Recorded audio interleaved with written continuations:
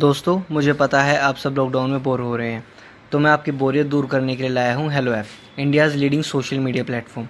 Hello app पे आपको मिलेंगे trending news, funny, educational, cooking, dance और भी बहुत सारे वीडियोस। इसके अलावा latest updates of your favourite celebrities. तो देर किस बात की है, अभी डाउनलोड करो हेलो ऐप और करें अपनी बोरियत का खात्मा। कामचोर देवरानी। एक बार की बात है, सुषमा अपने पूरे परिवार के साथ खुशी खुशी मोहन नगर में रहती थी। उसकी 2 बहुएं थी, पल्लवी और शिवानी। एक दिन दोनों बहुएं रसोई में काम कर रही होती है कि तभी उनकी सास सुषमा उन्हें बुलाती है। अरे बहू, जरा इधर तो आना। शिवानी, जरा जाकर देखना सासू माँ क्या कह रही हैं। दीदी आप ही देख लो ना जाकर, आपको भी तो सुनाई दे रहा है। अरे मैं आटा गूंद रही हूँ ना, तुम चली जाओ। हाँ तो मैं भी तो सब्जी काट रही हूँ ना दीदी। अरे बहू, जल्दी आओ। ओफो, ये तो जाएगी नहीं। मैं ही जाकर देखती हूँ कि क्या करना है। पल्लवी सुषमा के कमरे में जाती है। जी मम्मी जी, क्या हुआ? शाम को घर पर कुछ मेहमान आने वाले हैं, तो तुम अच्छा सा खाना बना लेना बहू। ठीक है मम्मी जी, आप बता दीजिए क्या क्या बनाना है और कितने लोग आ रहे हैं। सुनील की मौसी जी और उनका पूरा परिवार आ रहा है। कुल मिलाकर 3 लोग और हमें मिलाकर हुए 9 लोग। तो अभी से ही तैयारी करना शुरू कर दो। और हाँ, घर की सफाई भी कर देना, हाँ, अच्छे से। जी मम्मी जी, सब काम हो जाएगा, आप चिंता मत कीजिए। पल्लवी शिवानी को घर में मेहमान आने वाले हैं इसके बारे में बताती है। क्या 9 लोगों का खाना बनाना होगा, घर की सफाई करनी है? बाप रे, सासू माँ ने तो हमें घर की नौकरानी ही समझ कर रखा है। ऐसा नहीं बोलते शिवानी, हम इस घर की बहू हैं और घर के काम करना हमारा फर्ज है। दीदी तो है ही सासू माँ की चमची, जब देखो सासू माँ सासू माँ। मैं तो इतना सारा काम नहीं करने वाली। शिवानी कपड़े लेकर गमला साफ कर रही होती है और चक्कर आने का नाटक करने लगती है। मेरा सर चकरा रहा है। तभी वहां पल्लवी और सासू माँ जाते हैं। अरे बहू, क्या हो गया तुम्हें? मम्मी जी, बहुत तेज सर में दर्द हो रहा है। तुम एक काम करो शिवानी, आराम कर लो। नहीं नहीं दीदी, घर में मेहमान आने वाले हैं, मुझे आपकी मदद करनी चाहिए। अरे कोई बात नहीं शिवानी, तुम आराम कर लो, मैं सब काम कर लूंगी। ठीक है दीदी, अगर आप इतना कह रही हैं तो आराम कर लेती हूँ। शिवानी आराम से अपने कमरे में मैगजीन पढ़ रही होती है। इसे कहते हैं आराम की जिंदगी। इतना सारा काम। चलो सारा काम खत्म हो गया, शिवानी को देख आती हूँ। शिवानी अपने कमरे में ईयरफोन में गाने सुनते सुनते सो जाती है और उसके साइड में मैगजीन भी रखी होती है। पल्लवी वहां आ जाती है और वो सब देखती है। ओहो, तो मतलब सब काम चोरी का बहाना था। अभी बताती हूँ इसको। घर का सारा काम मुझे करना पड़ा और ये महारानी यहाँ मैगजीन पढ़ रही है, गाने सुन रही है। पल्लवी रसोई से एक प्लेट और चम्मच लेकर आती है और शिवानी को थाली बजाकर उठाने लगती है। शिवानी अचानक से उठती है। उठ गई महारानी, गाने भी सुन लिए, मैगजीन भी पढ़ ली। तुम तो बहुत बड़ी झूठी निकली शिवानी। तुमने सर दर्द का बहाना बनाया ताकि काम करने से बच सको। हाँ बनाया बहाना, तो क्या करती, इतने सारे काम करती। मुझे कोई शौक नहीं है चापलूसी का। क्या चापलूसी? तुम्हें लगता है कि मैं सारे काम चापलूसी के लिए कर रही हूँ? नहीं तो क्या। तभी वहां सासू माँ आ जाती हैं। अरे बहू, वो लोग बस आने ही वाले हैं, तुम तैयारियां कर लो। जी सासू माँ, तुझे तो मैं बाद में देखती हूँ।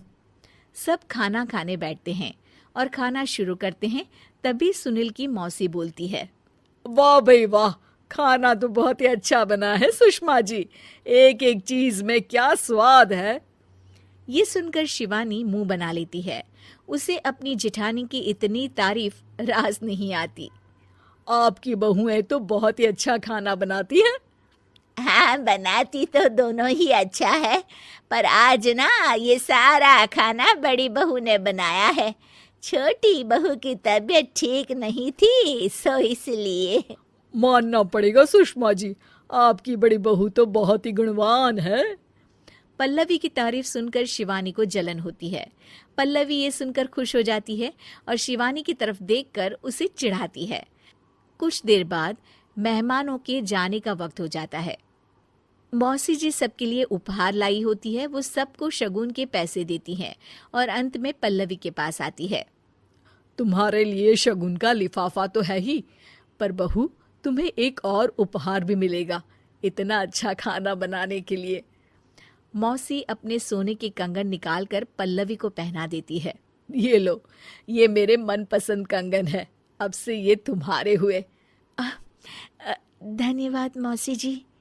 ये देखकर शिवानी तो पूरी तरह से जल जाती है और गुस्से से रसोई में चली जाती है।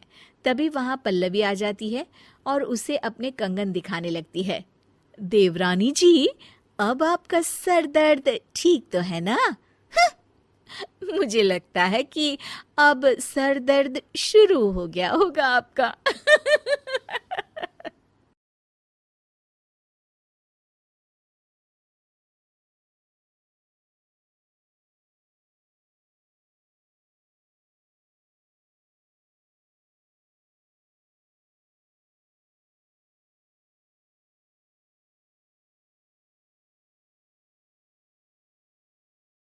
मुग्धा और उसकी सास के बीच पूरा समय सास के किसी ना किसी काम को लेकर मतभेद चलते ही रहते हैं। बहू, ओ बहू, जरा चाय बना दे। मुग्धा चाय लेकर आती है। ये लीजिए, और कुछ चाहिए? अरे नहीं, बस चाय पीने का मन था। जाओ, तुम दूसरा काम करो। चाय पीने के थोड़ी देर बाद सास दोबारा मुग्धा को आवाज लगाती है। अरे बहू रे, आओ बहू, जरा हलवा तो बना दे, मीठा खाने को मन हो रहा है। इसी तरह मुग्धा की सास पूरा समय कोई ना कोई काम बताकर उसे रसोई से बाहर तक निकलने नहीं देती। कभी चाय, कभी हलवा, कभी पानी तो कभी दूध, हर समय खाने को चाहिए और उसके लिए अपने हाथ पर बिल्कुल नहीं हिलाने। परेशान किया हुआ है इन्होंने। सास के जबरदस्ती परेशान करने की आदतों से दुखी मुग्धा एक शाम सचिन के साथ अपने कमरे में बैठी हुई बात कर रही होती है। सुनो जी, मम्मी जी की ये जानबूझकर मुझे परेशान करने की फरमाइशों से मैं बहुत फ्रस्ट्रेट हो चुकी हूँ। पूरे दिन में एक सेकंड का आराम नहीं मिलता। रसोई से बाहर कदम रखती नहीं कि बहू ये बना दे, बहुरी वो बना दे। अरे इनकी फरमाइशें चलती ही रहती है। अरे मुग्धा, माँ खाने की शौकीन है, पर उम्र हो चली है, खुद खाना नहीं बना सकती, इसलिए तुमसे बोलती है। अरे तो शौक भी उम्र देख कर रखने चाहिए ना। समझ में नहीं आता, हर समय फेविकॉल का जोड़ लगाए सोफे से चिपके बैठी रहती है। इतना सब डाइजेस्ट कैसे हो जाता है उन्हें? अरे तुम मेरी माँ से इतनी नफरत कैसे कर सकती हो? मैं उनसे नफरत नहीं करती जी, बस परेशान हूँ। जहां मुग्धा अपने पति से ये सब बोल रही होती है, वहीं उसकी सास भी कमरे के बाहर दरवाजे से कान लगाए सारी बातें सुन रही होती है और अगली दोपहर रसोई में मुग्धा के पास जाती है। बहू, आज ना मेरा कुछ मसालेदार खाने का मन है। तो चाय बना दूं? मुझे बहुत पसंद है। अरे ना, ऐसा कर लिट्टी चोखा बना ले। और हाँ, जितना मसाला बातों में मिलाकर पति को सुनाती हो ना, सब्जी में भी वैसे ही डाला करो, खाना स्वादिष्ट बनेगा। सास की बात सुनकर मुग्धा हैरान रह जाती है। मतलब अब पूरा समय मुझ पर हुक्म चलाने के साथ बंद कमरे में हुई पति पत्नी की बीच की बातें भी सुनती है? अरे बात जब मेरी थी तो सुनने में क्या दिक्कत है? ये कहकर सास वहां से चली जाती है। अरे अब तो हद पार हो गई, इस तरह से तो ये मेरा जीना मुश्किल कर देंगी। मुग्धा सास की हरकतों से परेशान उसका हल सोचने लगती है और इसी तरह कुछ दिन बीत जाते हैं, जिसमें सास का जन्मदिन आता है। मुग्धा बहुत खुशी के साथ अपनी सास को एंड्रॉइड मोबाइल गिफ्ट करती है। मम्मी, आपको सबसे बात करने के लिए बहुत दिक्कत होती है ना, कभी सचिन तो कभी मुझे बोलना पड़ता है, पर इस मोबाइल से आपको कोई दिक्कत नहीं होगी। एक जगह बैठे बैठे बहुत कुछ कर सकती हैं अब आप।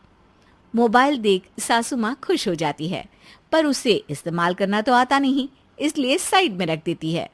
जिसे देख मुग्धा घर का सारा काम छोड़ मोबाइल सेट कर सास को इस्तेमाल करना सिखाने लगती है, जिसके बाद अब सास पूरा समय मोबाइल में ही लगी रहती है। हाय, जब से मम्मी को मोबाइल मिला है मेरी लाइफ में कितनी शांति आई है। अच्छा है, इसी तरह बिजी रहे तो मैं भी सुकून की जिंदगी जी पाऊंगी। अब मुग्धा जब मन करे काम करना, जैसा चाहे वैसा खाना बनाकर खाना, पूरा समय रिलैक्स और खुश रहने लगती है। क्या बात है, आजकल तुम बहुत चहक रही हो। अरे मम्मी जी से छुटकारा जो मिला है, अब ना फरमाइशें ना छुप छुप कर बातें सुनना। अच्छा, तो मोबाइल गिफ्ट करने की ये स्कीम थी। इसी तरह दिन बीतते हैं और अब मोबाइल पर लगी सास फरमाइशों की जगह सवालों के लिए बहू को आवाजें लगाना शुरू कर देती है। अरे बहू सुन तो, देख जरा किसी का फोन क्यों नहीं मिल रहा। रिचार्ज खत्म हो गया है, पर अभी 4 दिन पहले ही तो मैंने किया था, इतनी जल्दी कैसे खत्म हो गया। अरे मैंने कल तेरी कनाडा वाली मौसी सास से 3 घंटे बात की थी ना। क्या, इतना महंगा तो मोबाइल भी नहीं आया जितना महंगा इसका रिचार्ज पड़ रहा है। इसके बाद तो जैसे मुग्धा के दिन के 24 घंटे में से 20 घंटे सास के पास उनके मोबाइल रिलेटेड प्रॉब्लम सॉल्व करने की ड्यूटी ही बन जाती है। अरे मुग्धा, ये मोबाइल में अचानक तेरी मौसी सास की शक्ल क्यों दिखने लगी, और ये तो हिल भी रही है। मम्मी, ये गूगल डुओ का वीडियो कॉल है, इसमें आप बात करने के साथ एक दूसरे की शक्ल भी देख सकती हो। अच्छा, ये तूने मुझे पहले क्यों नहीं बताया। अब बताने के लिए पहले नहीं बताया।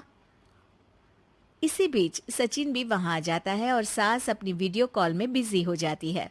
क्यों, सास बहू में क्या गपशप चल रही है।